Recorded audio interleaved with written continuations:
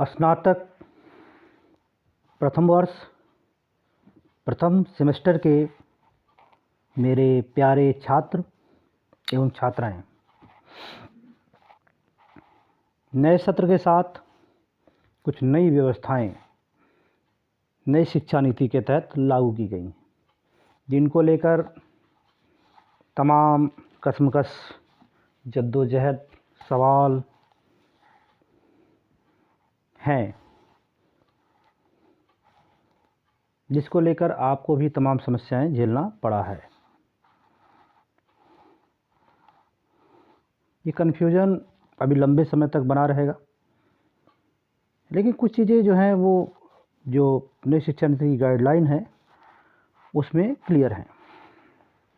जैसे एक उद्देश्य नई शिक्षा नीति के तहत रखा गया है कि जो छात्र हमारे हैं वो उनका ज्ञान का क्षेत्र जो है वो संकुचित ना हो, संकीर्ण ना हो, उनका दायरा सीमित ना हो। इसलिए नई व्यवस्था के तहत छात्र को कोई न कोई एक विषय स्नातक स्तर पर अंतर संकायी पढ़ना पड़ेगा, अर्थात दूसरे संकाय से पढ़ना पड़ेगा। आपके महाविद्यालय में अधिकांश विषय आर्ट की हैं। आर्ट, कला वर्ग और मानविकी को एक संकाय माना गया है, विज्ञान को दूसरा, वाणिज्य को तीसरा। अच्छी बात ये रही कि लैंग्वेज को, भाषा वर्ग को एक अलग संकाय के रूप में स्वीकार किया गया है। तो संकाय के रूप में एक भाषा को स्वीकार करने से छात्रों की एक समस्या समाप्त हो गई है, जो आर्ट्स के हैं, जो बीए के हैं, वो एक भाषा के रूप में किसी एक भाषा का चयन कर सकते हैं, जिसमें 4 भाषाओं को मुख्यतः उल्लेख किया है हमारे विश्वविद्यालय ने: उर्दू, हिंदी, संस्कृत और अंग्रेजी। जिनमें किसी एक विषय को आप ले लेते हैं तो वो समस्या जो आपको अंतर संकायी ज्ञान लेना है वो सॉल्व हो जाता है। अब चूँकि अनिवार्यता है, इसलिए आप में से बहुत से ऐसे बच्चे हैं जो हिंदी साहित्य नहीं पढ़ना चाहते हैं या पूर्व में उन्होंने हिंदी साहित्य विषय नहीं लिया है। उसके लिए तमाम सवाल हैं, जैसे कॉम्बिनेशन नहीं होता है। नई शिक्षा नीति में मैं क्लियर कर दूं, कॉम्बिनेशन जैसी चीज़ों को हटा दिया गया है, क्योंकि छात्र को स्वयं मल्टीपल नॉलेज देने के की कोशिश की जा रही है। तो कॉम्बिनेशन जैसी संकीर्ण मानसिकता में नई शिक्षा नीति नहीं बह सकती। फिर भी आपके जहन में प्रश्न है तो उन प्रश्नों के समाधान होने चाहिए, जो होते रहेंगे। तो आप हिंदी साहित्य का अध्ययन कर रहे हैं, मैं ये मान के चल रहा हूँ, और क्योंकि अब आप हमारे विद्यार्थी हैं तो आपकी प्रत्येक स्तर पर जो समस्याएं हैं उनमें मदद करना हमारा दायित्व बनता है। असाइनमेंट के प्रश्न दिए गए हैं, क्लासेज में आप लोग उपस्थित नहीं रहे हैं, जाहिर सी बात है, पढ़ा नहीं है तो समस्या है।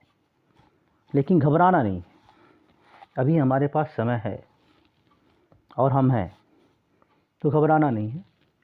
परीक्षा से कभी डरा नहीं जाता है। परीक्षा कोई हवा नहीं होता है, कोई भूत नहीं होता है, कोई शैतान नहीं है जो आपको खा जाएगा। और इसलिए आप भयभीत ना होइए, बिना डरे, बिना किसी शंका के आप परीक्षा की तैयारी करिए। हमारी तरफ से पूरी आपकी मदद की जाएगी। आपको असाइनमेंट में एक प्रश्न दिया गया होगा, हिंदी साहित्य के इतिहास लेखन की परंपरा। अब सबसे सवाल बड़ा उठता है कि ये इतिहास क्या है, हिंदी भाषा का इतिहास क्या है, और इसको परंपरा, लेखन की परंपरा से कैसे जोड़कर हम देखेंगे। तो 2-4 चीज़ें आपको समझनी होंगी उसमें, तो आपका कॉन्सेप्ट जो है क्लियर हो जाएगा। जैसे आप जब इतिहास पढ़ते हैं, जो इतिहास एक विषय के रूप में इतिहास पढ़ते हैं, तो आप देखते हैं कि मानव के विकास का जो क्रम है, जो व्यवस्थित क्रम है, जो क्रमबद्ध क्रम है, उसको जानने के लिए इतिहास ग्रंथों का लेखन हुआ है। इतिहास होता नहीं है, इतिहास का निर्माण करना पड़ता है साक्ष्यों के आधार पर। जो सामग्रियां हमें प्राप्त होती हैं, उन सामग्रियों के आधार पर हम जो है इतिहास का निर्माण करते हैं। इतिहास असल में एक लेखा जोखा होता है, एक विवरण होता है। तो जब आप इतिहास पढ़ते हैं तो उसमें आप देखते हैं पाषाण काल से शुरुआत होती है, प्रस्तर काल से शुरुआत होती है, फिर अंध युग में हम जाते हैं, फिर ऐतिहासिक युग शुरू होता है जहाँ पर लिखित साक्ष्य मिलने शुरू होते हैं, या जिसका लिखित साक्ष्य है उसे ऐतिहासिक काल के रूप में हम देखते हैं। इसमें आदिकाल, मध्यकाल और आधुनिक काल के रूप में आप पढ़ते हैं। ठीक उसी तरह से जिस तरह से मानव के विकास का भी एक इतिहास है, ठीक उसी प्रकार से भाषा का भी इतिहास होता है। भाषा भी विकास करती है, भाषा भी तमाम तरह के उतार और चढ़ावों को सहती है, झेलती है। इसलिए उसमें बहुत से गुणात्मक परिवर्तन होते हैं, और जो भाषा विकास करती है वही अपना अस्तित्व भी बचा पाती है, अन्यथा समाप्त हो जाती है। परिस्थिति के अनुसार, वक्त के अनुसार भाषा को भी अपने स्वरूप में परिवर्तन लाना पड़ता है, उसको मॉडिफाई होना पड़ता है। जब हम भारतीय भाषाओं की बात करते हैं तो अधिकांशतः भारतीय भाषाओं की जो माता है, जननी है, वो संस्कृत है, जिसे आप वैदिक भाषा भी कहते हैं। अच्छा, भाषा के भी हर काल में अलग अलग रूप होते हैं। एक ही भाषा के या तो दो रूप पाए जाते हैं, या उसी समय में दो भाषाएं देखने को मिलती हैं। एक तो वो भाषा होती है जो साहित्य के आसन पे आसीन होती है, यानी उच्च वर्ग की भाषा होती है, विद्वत गणों की भाषा होती है, शिक्षा के जो उच्च मानक होते हैं उनकी भाषा होती है। तो जब हम अपने सभ्यता के प्रारंभ काल में जाते हैं, आर्यों के ऐतिहासिक काल में जाते हैं, तो सबसे पहले हम वैदिक काल को देखते हैं, इसे ऋग्वेद काल भी आप कहते हैं। तो वहाँ पर हम पाते हैं कि संस्कृत भाषा दिखती है। तो संस्कृत के भी उस समय दो रूप दिखते हैं, एक तो वैदिक संस्कृत है और दूसरी लौकिक संस्कृत है। वैदिक संस्कृत में जितने वेद हैं उनकी सर्जना हुई है, और लौकिक संस्कृत में जितने महाकाव्य हैं, सूत्र ग्रंथ हैं, उपनिषद हैं, इनकी रचना हुई है।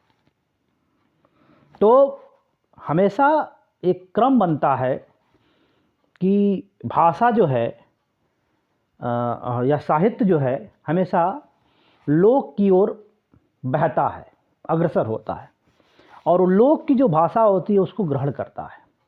इसलिए हमेशा साहित्य जो है किसी न किसी भाषा को, जो भाषा साहित्य के सिंहासन पर आसीन होती है, उसको उतार करके लोक की भाषा को सिंहासन के पर साहित्य के सिंहासन पर आसीन करती रहती है।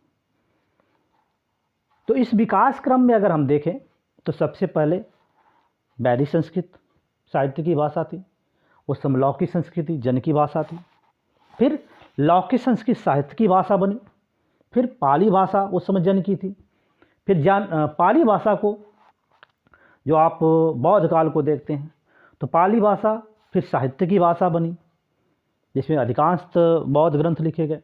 तो उस समय जन की भाषा प्राकृत थी, फिर प्राकृत भाषा साहित्य की बनी। जो प्राकृत भाषा साहित्य की बनी है, तो उसी काल के बाद, प्राकृत के बाद एक काल आता है अपभ्रंश का, और अपभ्रंश के साथ ही एक भाषा होती है अवहट। अवहट में विद्यापति के दो ग्रंथ मुख्यतः देखे जाते हैं, इसमें कीर्तिलथा और कीर्ति पताका का नाम आता है। अपभ्रंश के 5 रूप भारत में देखे जाते हैं, मुख्यतः 5 रूप होते हैं, जिसमें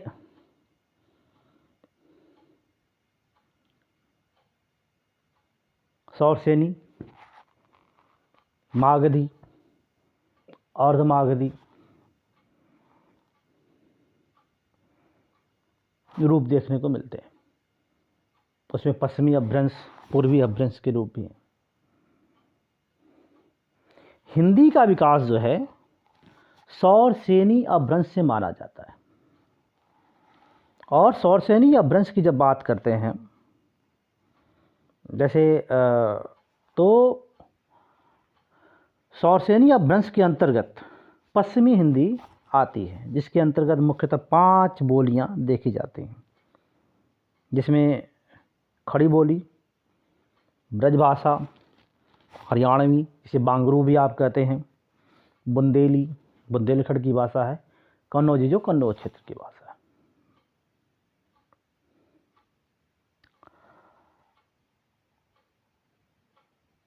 इसके बाद पूर्वी हिंदी, जिसमें 3 बोलियां आती हैं, अवधी, बघेली और छत्तीसगढ़ी।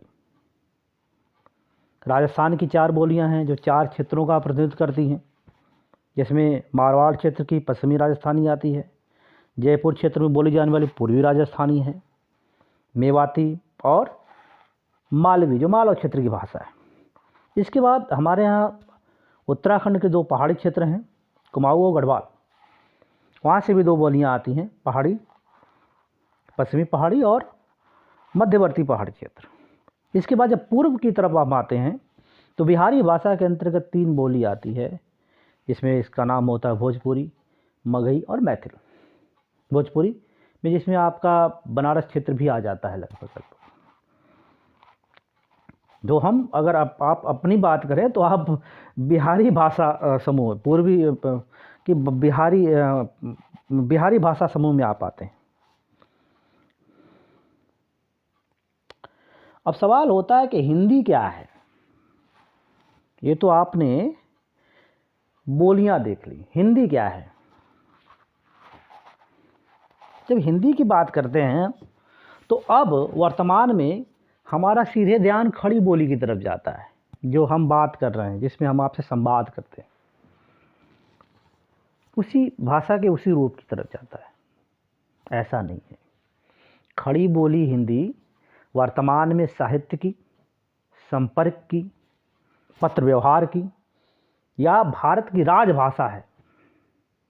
राष्ट्रभाषा के लिए भी संघर्ष हो रहा है कि हिंदी को राष्ट्रभाषा बना दिया जाए, लेकिन उसको विरोध है।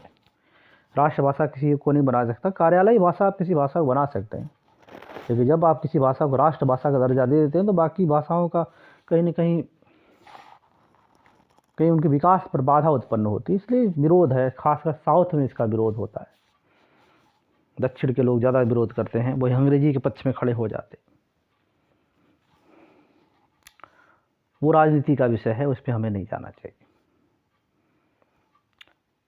तो जैसे मैं बता रहा था कि जो भाषा है, अच्छा एक सवाल ये भी है कि खड़ी जो हम बोल रहे हैं, आज हम आपसे बोल रहे हैं, हिंदी का जो रूप है, ये खड़ी बोली एक बोली थी जिसने अपना विकास करके भाषा का, जब बोली में, किसी बोली में अत्यधिक साहित्य लिखे जाने लगते हैं, अच्छा व्याकरण बन जाता है, अधिकांश लोग उसका उपयोग करने लगते हैं अपने आचार विचार को अभिव्यक्त करने के लिए, तो बोली विकसित होकर के भाषा का रूप ले लेती है। आज आपकी जो भोजपुरी है, इसके लिए हम करोड़ों हस्ताक्षर योजना चलाते हैं हमेशा हम लोग, और उसके तहत हम लोग पीएम को या कि भेजते रहते हैं कि भोजपुरी को भी 8वीं अनुसूची में शामिल करके एक भाषा का दर्जा दे दिया जाए, जो अभी तक मिला नहीं है।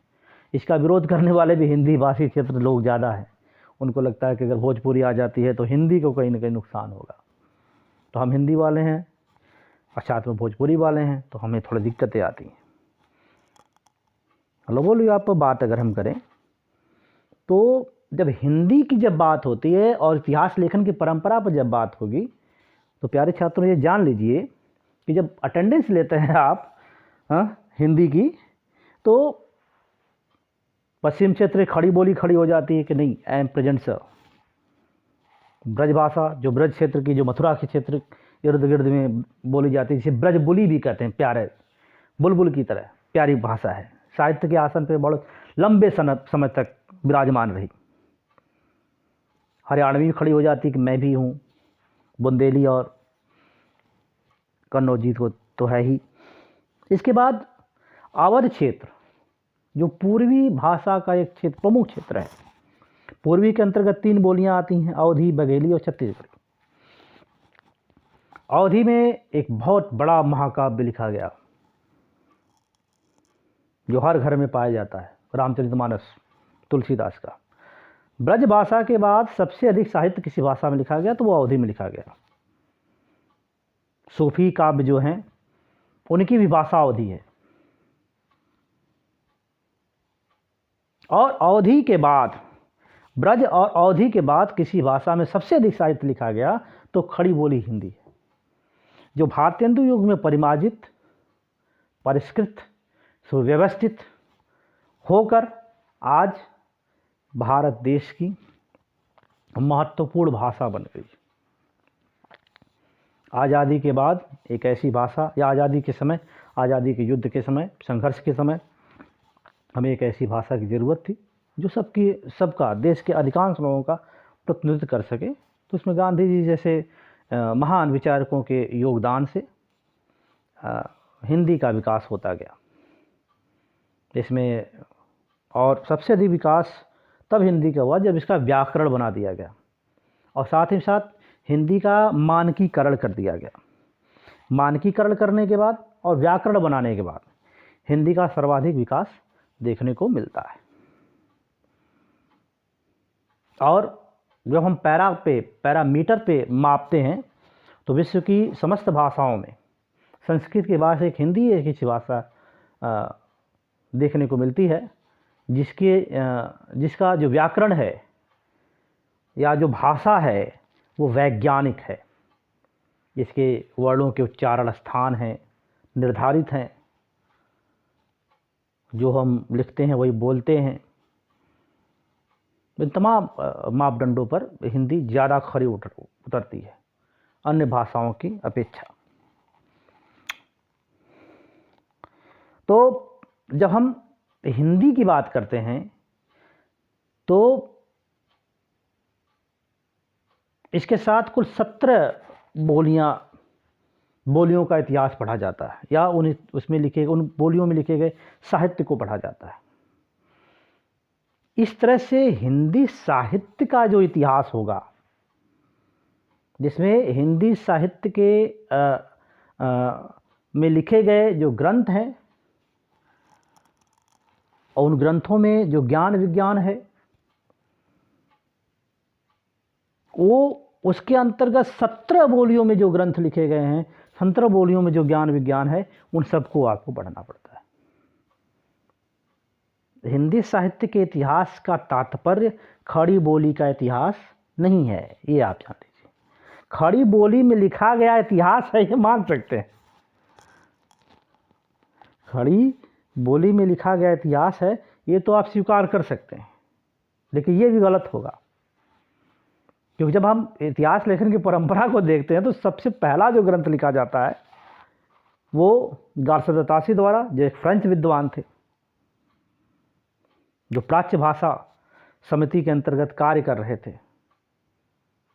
और उसी में वो फ्रेंच भाषा में पेरिस में ये ग्रंथ लिखते हैं।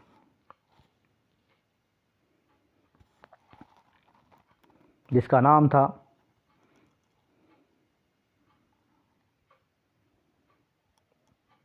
इस्तवार दलाल लिटरेचर ऑफ हिंदुस्तानी।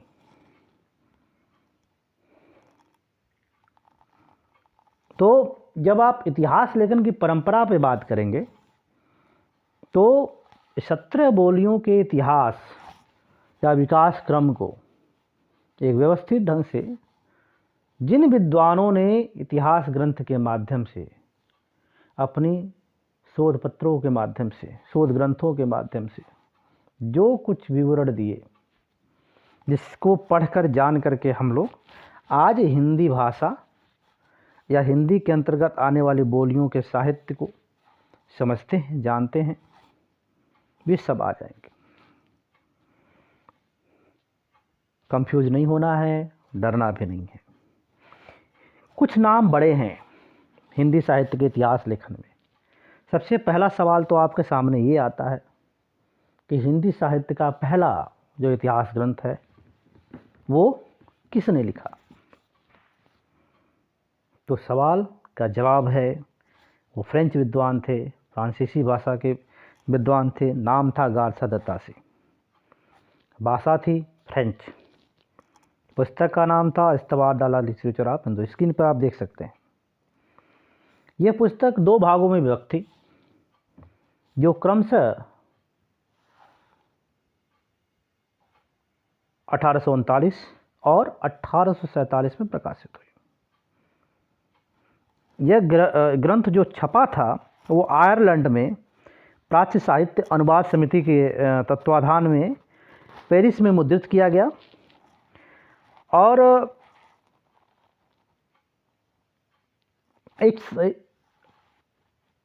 उसमें एक योजना चलाई गई थी जिसमें विश्व भर की जो प्राचीन भाषाएं हैं उनके अस्तित्व को बचाने के लिए अनुवाद किया जा रहा था।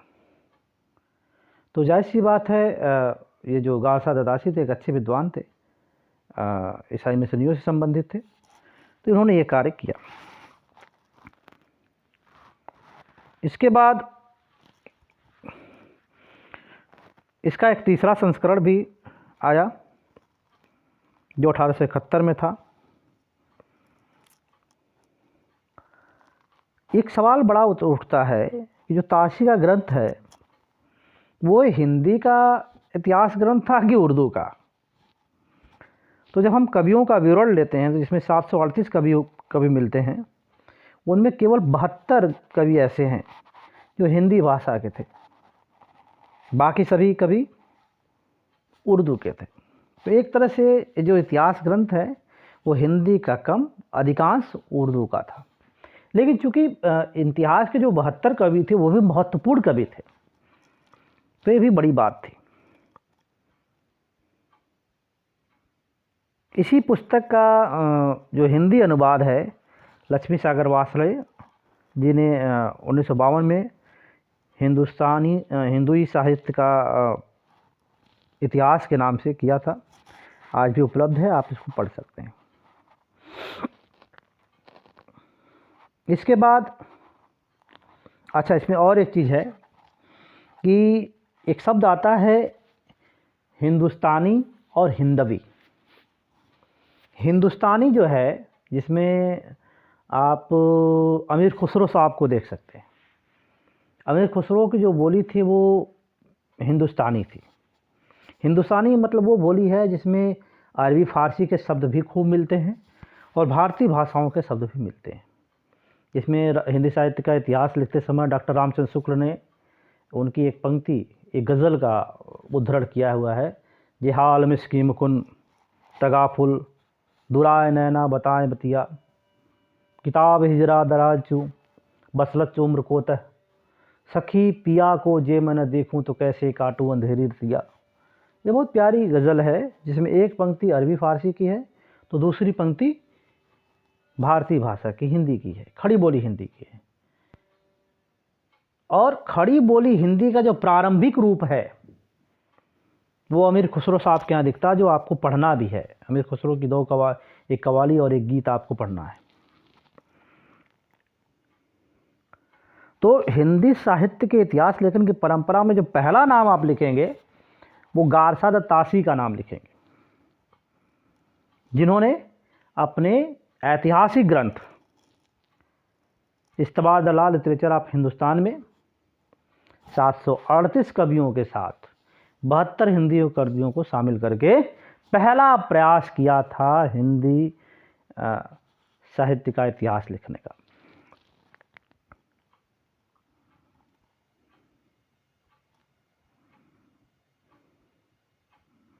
इसके बाद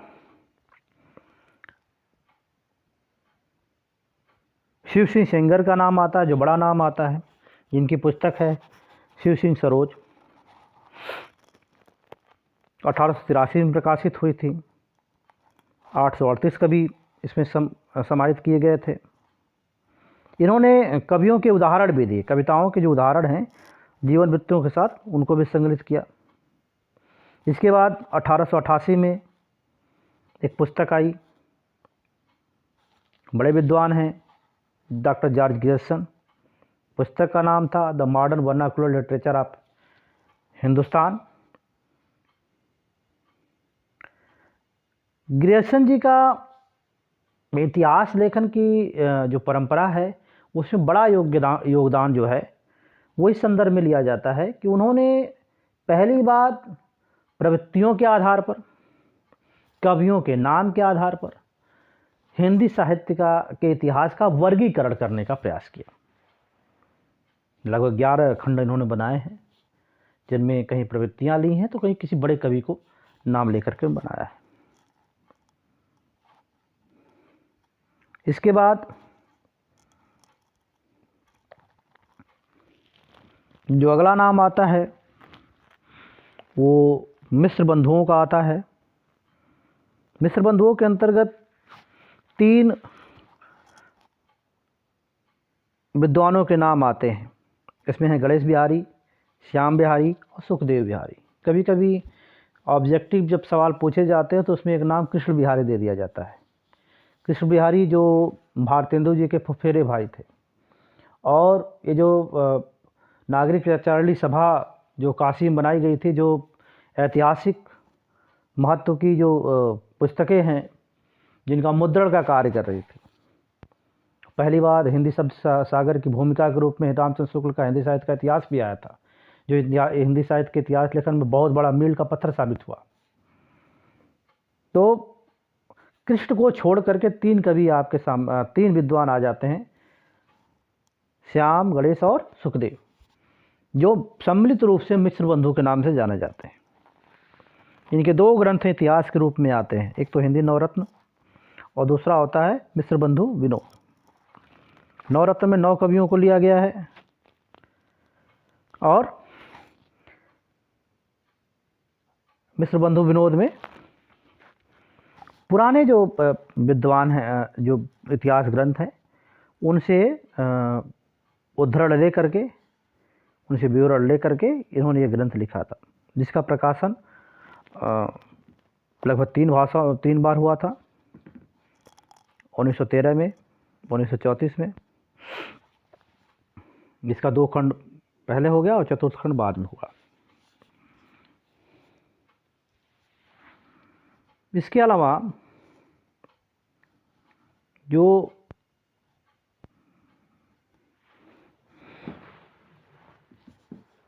हिंदी साहित्य के इतिहास लेखन की परंपरा में जो सबसे बड़ा कार्य किसी ने किया, या जिनके लेखन को सबसे बड़ा लेखन माना जाता है, वो नाम आता है काशी हिंदू विश्वविद्यालय के प्राचीन अध्यापक, इन्हें हिंदी साहित्य का पुरोधा आलोचक कह सकते हैं, जिन्होंने अपनी एक अलग पद्धति विकसित की, जो भारतीय और पाश्चात्य दोनों का सम्मिश्रण थी, और उस आधार पर इन्होंने कवियों का मूल्यांकन किया। इतिहास ग्रंथ में इन्होंने कवियों का मूल्यांकन भी किया है। नाम था 1929 में प्रकाशित हुआ हिंदी साहित्य का इतिहास। इन्होंने काल विभाजन करने में प्रवृत्तियों को महत्वपूर्ण स्थान दिया। कवियों के स्थान पर काल की जो मुख्य प्रवृत्ति थी उसको महत्वपूर्ण माना, और उन्होंने हिंदी साहित्य के आदि काल को, वीरगाथा काल,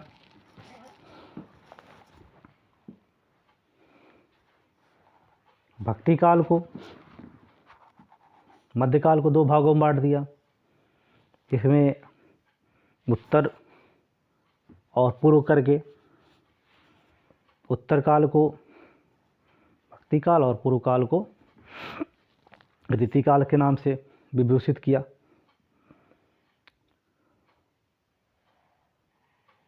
और आधुनिक काल को उन्होंने गद्य काल कह दिया। जो सबसे महत्वपूर्ण इनका था वो ये था कि ये कवियों का स्थान निर्धारित भी करते जाते थे। उनके साहित्यिक योगदान पर अपने विचार भी रखते जाते थे। हालांकि इस विचार को रखते समय शुक्ल जी ने कहीं कहीं पर अत्यधिक पक्षपाती हो गए। जैसे जो उनको पसंद था उसकी तारीफ कर दी, जो नहीं पसंद थे उनकी शिकायत कर दी, आलोचना कर दी, और जिनके ऊपर इनकी कलम चल गई, उसको आज तक कोई उस कलम से की जो स्याही है उसको आज तक कोई धुल नहीं पाया। जैसे केशवदास को हृदयहीन कवि कह दिया। बिहारी को अगर नगेंद्र नहीं होते तो बिहारी समाप्त हो जाते, लेकिन रीतिकाल पर कार्य करते हुए डॉक्टर नागेंद्र ने बिहारी को जीवित कर दिया। तुलसी और सूर बड़े पसंद थे इनको। तुलसी तो इनके लगता है कि आराध्य ही हैं। सूरदास को भी काफ़ी अच्छी आलोचना उन्होंने की है। भक्ति काल के संदर्भ में इनका एक कथन है, तो ये क्या मानते हैं कि भक्ति जो है इस्लामी आक्रमण का देन है, जिसे बाद में इनके बाद आने वाले एक बड़े आलोचक हुए डॉक्टर हजारी प्रसाद द्विवेदी, उन्होंने खंडित कर दिया। उन्होंने कहा नहीं, ऐसा नहीं है कि भक्ति जो है वो इस्लाम की देन है, अपितु भक्ति का जो रूप है वो साउथ में देखने को, दक्षिण में देखने को मिलता है। भक्ति दक्षिण से आई। जैसे कबीर का एक दोहा भी है, भक्ति द्राविड़ उपजी लाए रामानंद, प्रकट किया कबीर ने 7 दीप 9 खंड।